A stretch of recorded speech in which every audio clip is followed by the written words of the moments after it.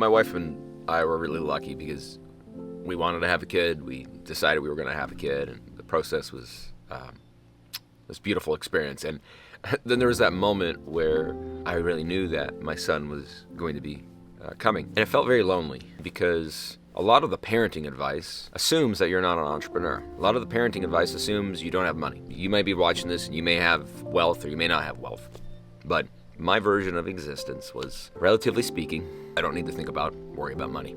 So I had all this parenting advice that didn't feel relevant to me. I had all this, here's how you take care of your family advice that didn't really make sense to me. The other problem is most of my friends that have kids are 20 years older than me. I'm 33 right now, and I was 30 when my son was born, or 31 rather. And it felt like the most awkward, lonely experience I've ever had because most people either forgot what it was like to have a baby and their kid was 15, 20, 25 years old, or I was surrounded by people that didn't have the financial means, and it is this strange, alienating experience of, well, how do I take care of my family when money isn't an issue? Do I have a nanny? Do I have a chef? Do I have a house manager? What feels good to me? Should I feel guilty for this? Should I feel good for this? It was incredibly lonely, almost alienated by the ability to have whatever version of existence you desire. And I don't know if I necessarily have a solution for that if you are that person right now, but I have a little bit of advice if I was to tell this to me 3 years ago, which is the biggest thing I've learned is I always know what's best for me and my family. And I think we gotta externalize a lot.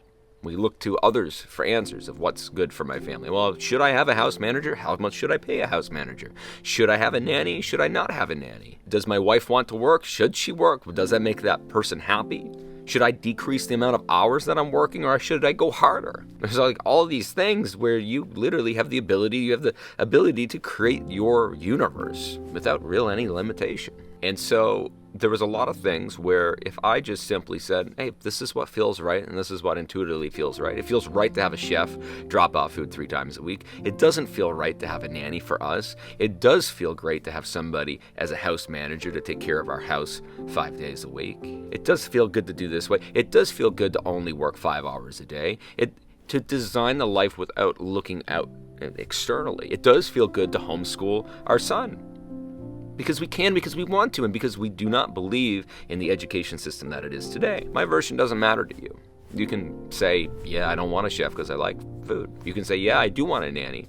You can say, I want to work 15 hours a day right now because in 3 years I won't have to work at all. It literally doesn't matter what I do. But what really matters is not to look for external advice for this, because this is the fabric of your existence. You have the financial means to create the freedom. You really just have to work backwards from, what do I want things to feel like? What do I want my wife to feel like? Or what do I want my husband to feel like? What do I want my kid to feel? And so for many months, thankfully it didn't happen for too long, but for many months I externalized, I talked to people because I was afraid. Of course you are afraid. It's like one of the largest life events, maybe the most significant life event. And so that fear can make it so that you look for outside answers. And in reality, that fear should say, let me look inside because I know the way. And you do know the way.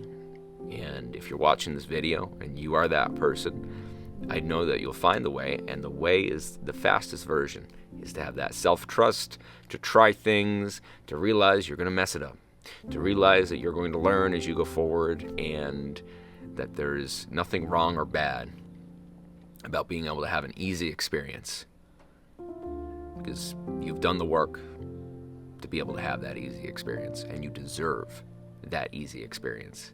And there's no need to play small or say, oh, well, other people have a harder version. That's okay. That's their life, not yours. And to be able to fully embrace your existence, of being able to utilize your money to be able to have the best experience for your family.